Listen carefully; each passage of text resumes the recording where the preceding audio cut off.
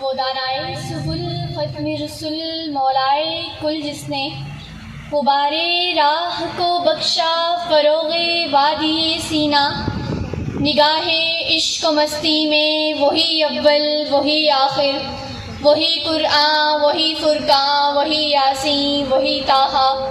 ان اشعار کی آمد یقیناً شاعر پر عشق و مستی کی حالت میں ہوئی ہوگی کہ وہ میرے پیارے آقا کی مدحت میں پکار اٹھا کہ وہی دانائے سبل ہیں، ختم الرسل ہیں اور مولائے کل ہیں۔ نگاہ عشق و مستی کا ہی کمال ہوگا کہ اسے میرے آقائے نامدار یوں دکھائی دیے کہ وہی اول وہی آخر، وہی قرآن وہی فرقان وہی یاسین اور وہی طٰہٰ ٹھہرے۔ مگر رہتی دنیا تک کے لیے میرا یہ چیلنج ہے کہ نگاہ عشق و مستی سے نہیں بلکہ تحقیق کی روشنی میں دیکھیں، استدلال کی کسوٹی پر پرکھیں، عقل کے ترازو میں تولیں اور تنقید کے پیمانے پر بھی پرکھ کر دیکھ لیں۔ میرے آقا کی واللیل والی زلفوں سے پیاری زلفیں، میرے مدنی کے والضحیٰ والے چہرے سے پیارا چہرہ، میرے مکی کی مازاغ البصر والی آنکھوں سے پیاری آنکھیں، ید اللہ فوق ایدیہم والے ہاتھوں سے پیارے ہاتھ، میرے مذکر کے ورفعنا لک ذکرک والی شان سے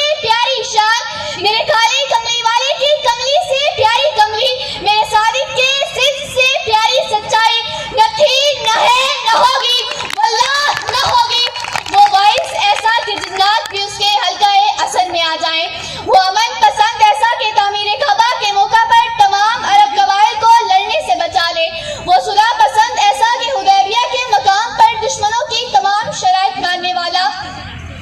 وہ صادق و امی ایسا کہ مخالف بھی اس کے پاس امانتیں رکھے، وہ مظلوم ایسا کہ خود اس کے لوگ اسے شہر سے نکال دیں، وہ بوٹبار ایسا کہ یہودیوں سے بھی میثاق قائم کرے، وہ حلیم ایسا کہ مکہ والوں کی سختیاں برداشت کرتے ہوئے اف تک نہ کرے، وہ یتیم ایسا کہ یتیموں کے سر پر دست شفقت پھیرے، وہ شفیق ایسا کہ رستے میں کوڑا پھینکنے والی بڑھیا کی تیمارداری کرے، وہ جرنیل ایسا کہ کسی جنگ میں شکست نہ کھائے، وہ اصول پرست ایسا کہ اگر فاطمہ بھی چوری کرتی تو اس کا ہاتھ کاٹتا، وہ فاتح ایسا کہ بغیر جنگ کے مکہ فتح کرے، وہ حامد ایسا کہ قرآن کو بھی قم اللیل الا قلیلا کہنا پڑے،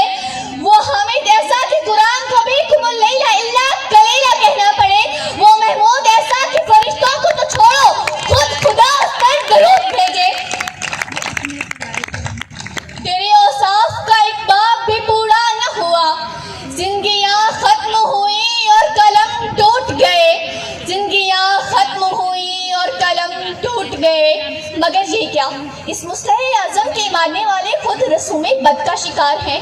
اس اصول پسند کے غلام ذلت کی عمیق گہرائیوں میں کھو گئے ہیں، اس معمار عظیم کے شاگرد خود شکست و ریگ کا شکار ہیں۔ اس کے علاوہ اس کی وجہ کیا ہو سکتی ہے کہ امت مسلمہ مسلمہ حقیقت کو بھلائی بیٹھی ہے کہ زمانے کی قسم انسان نقصان میں ہے، سوائے ان لوگوں کے جو ایمان لائے، نیک عمل کیے، حق بات کی تلقین کی اور صبر کی تاکید کی۔ مگر جناب صدر، مقام غور جہاں یہ ہے کہ ہم بھی ایمان لائے، حق بات کی تلقین کی، صبر کی تاکید کی، مگر امت کا یہ حال کیوں ہے؟ یقیناً وتواصوا بالحق وتواصوا بالصبر کا فریضہ انجام نہیں دیا جا رہا،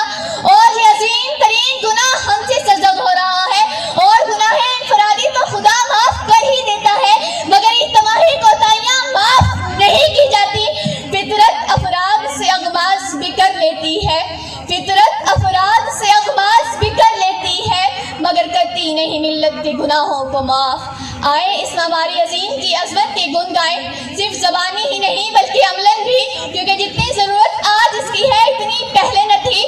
آئے اس عظیم نام پر زندگی گزاریں اور اسی عظیم نام پر مر مٹے، کیونکہ خیمہ افلاک کا استاد اسی نام سے ہے، نبض ہستی تپش آمادہ اسی نام سے ہے کہ محمد سے وفا تو نے تو ہم تیرے ہیں، یہ جہاں چیز ہے کیا لوح قلم تیرے ہیں۔ آپ کی سماعتوں کا شکریہ۔